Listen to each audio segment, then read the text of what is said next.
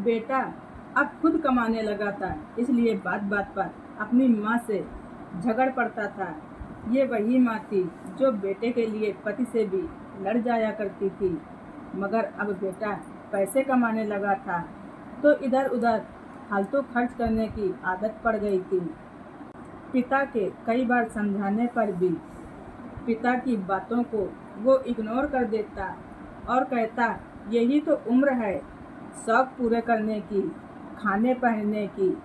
जब आपकी तरह मुंह में दांत और पेट में आँख ही नहीं रहेगी तो क्या करूँगा। बहू महक भी भरे पूरे परिवार से आई थी, इसलिए बेटे की गृहस्थी में महक रम गई थी। बेटे की नौकरी अच्छी जगह थी तो फ्रेंड सर्किल उसी हिसाब से मॉडर्न था। बहू को अक्सर वो पुराने स्टाइल के कपड़े छोड़कर मॉडर्न बनने की कहता, मगर वो मना कर देती। वो कहता, आजकल सारा जमाना ऐसा ही करता है, मैं क्या कुछ नया कर रहा हूँ। तुम्हारे सुख के लिए सब कर रहा हूँ और तुम हो कि उन्हीं पुराने विचारों में अटकी हो। स्टैंडर्ड लाइफ क्या होती है तुम्हें क्या मालूम। और महक कहती, क्वालिटी लाइफ क्या होती है ये मुझे जानना भी नहीं है, क्योंकि लाइफ की क्वालिटी क्या होनी चाहिए इस बात में विश्वास रखती हूँ। आज अचानक पापा आईसीयू में एडमिट हो गए थे। हार्ट अटैक आया था। डॉक्टर ने बिल पकड़ा दिया। 2 लाख और जमा करने थे। 1 लाख का बिल तो पहले ही भर दिया था, मगर अब ये 2 लाख भारी पड़ रहे थे। वो बाहर बैठा हुआ सोच रहा था कि अब क्या करें। उसने कई दोस्तों को फ़ोन लगाया कि उसे पैसे की मदद की ज़रूरत है, मगर किसी ने कुछ तो किसी ने कुछ बहाना बना दिया। आंखों में आंसू थे और वो उदास था। तभी महक खाने का टिफिन लेकर आई और बोली, अपना ख्याल रखना भी ज़रूरी है। ऐसे उदास होने से क्या होगा, हिम्मत से काम लो। पापा जी को कुछ नहीं होगा, आप चिंता मत करो, कुछ खा लो।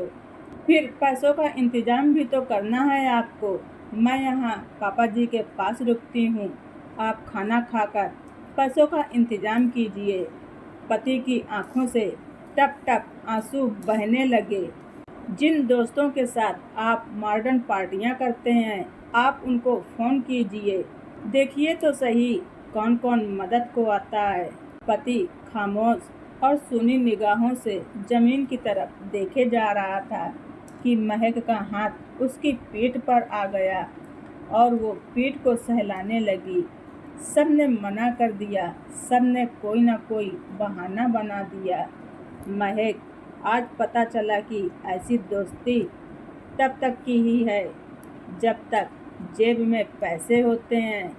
किसी ने भी हाँ नहीं कहा, जबकि उनकी पार्टियों पर मैंने लाखों रुपए उड़ा दिए। इसी दिन के लिए बचाने को तो माँ पापा कहते थे। खैर कोई बात नहीं, आप चिंता मत करो, सब ठीक हो जाएगा।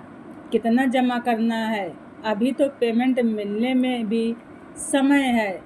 आखिर चिंता कैसे न करूं। महक, तुम्हारी ख्वाहिशों को मैंने संभाल कर रखा है। क्या मतलब? तुम जो नई नई तरह के कपड़े और दूसरी चीज़ों के लिए मुझे पैसे देते थे, वो सब मैंने संभाल कर रखे हैं। माँ जी ने फ़ोन पर बताया था 2 लाख और जमा करने हैं। मेरे पास 1 लाख थे, बाकी मैंने अपने भाई से मंगवा लिया है। टिफ़िन में सिर्फ एक ही डिब्बे में खाना है, बाकी में पैसे हैं।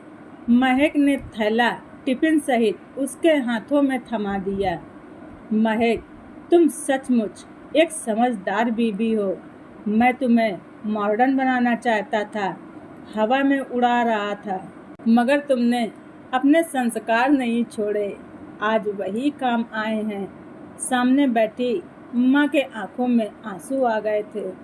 उसे आज खुद के नहीं बल्कि पराई माँ के संस्कारों पर नाज था और वो बहू के सर पर हाथ फेरती हुई ऊपर वाले का शुक्रिया अदा कर रही थी। दोस्तों, आप सबको हमारी यह स्टोरी कैसी लगी कमेंट करके ज़रूर बताएं। धन्यवाद। रिचा वॉइस।